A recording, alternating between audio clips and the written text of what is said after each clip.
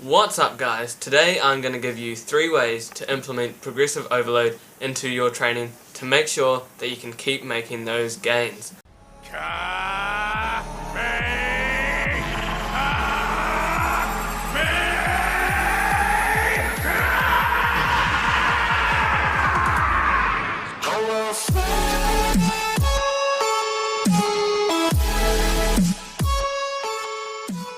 So we're going to avoid the obvious one, which is obviously adding more weight to the bar. However, there are so many more ways that you can implement progressive overload, and we're just going to look at 3 today. So the first one is to do more reps or more sets. This may also seem pretty obvious to some of you, but a lot of us get stuck in a rut where every workout's the same and we don't really progress at all. The problem is a lot of us think that because we can't add weight to the bar, we shouldn't be doing more sets or reps either because we could break form, and you really shouldn't be worried about that. Let's say you can do 5 reps for a certain exercise. We'll say the hammer curl for example. Let's say that last week you were able to manage 5 reps, but that 5th rep was a real struggle. So what can you do this week? This week aim for 6, even if that 6th rep is an absolute grinder, even if you break form a little bit. Swing the weight up just a tiny bit, use a little bit of momentum. That's not a bad thing. If you could get that 6th rep, and let's say you do that for every single set, if you were doing 5 sets of 5 reps, but next week you did 5 sets of 6 reps, that's another 5 reps you did with the same amount of weight. That is progressive overload, guys. On the other hand, you can simply do more sets instead of more reps. And let's use that example of 5 sets of 5 reps again.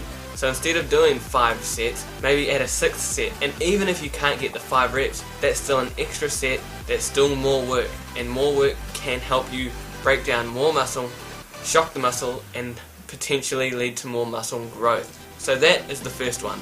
The second way to implement progressive overload is to take shorter rest periods between your sets. This is really simple, guys. Most of us probably don't even time our rest periods. We just rest until we feel like we're ready to hit the weight again.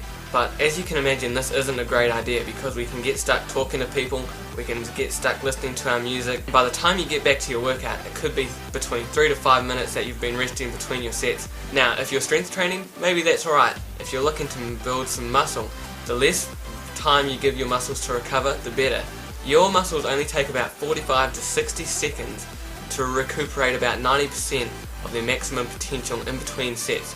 So really, a 45 to 60 second rest period in between sets is about as much as you should be aiming for when you're going for muscle growth.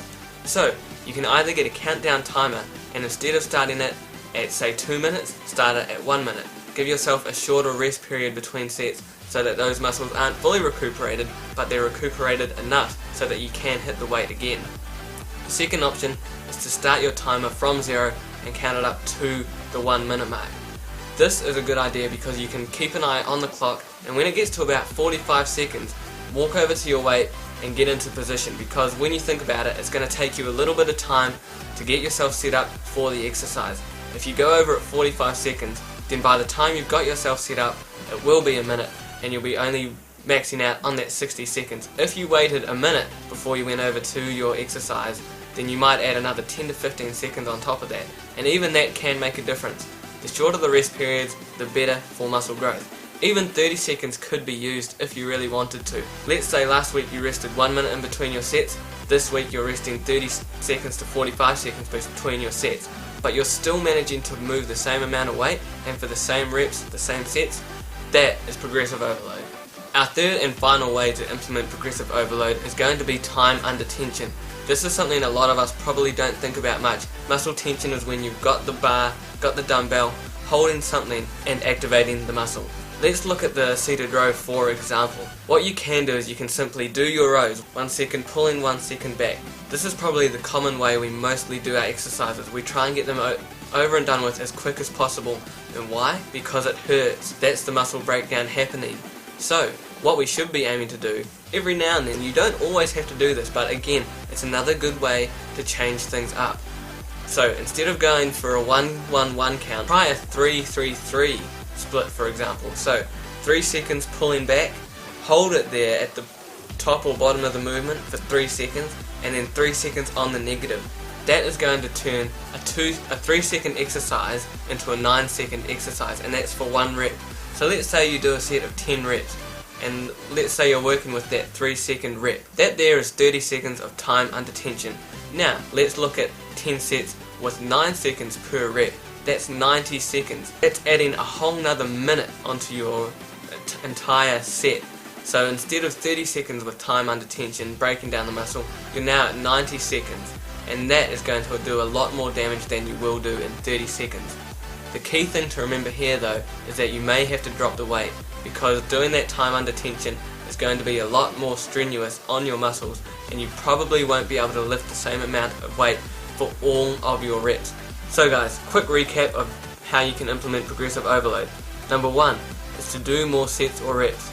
Number 2 is to take less rest between your sets. And number 3 is to create more time under tension.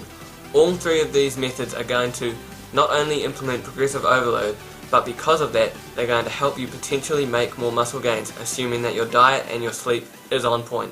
That's all for this video. I hope it was helpful for you guys. Make sure you go and try some of those methods if you're struggling to make some progression in the gym. Don't forget to like, comment and subscribe, and I will see you all next video.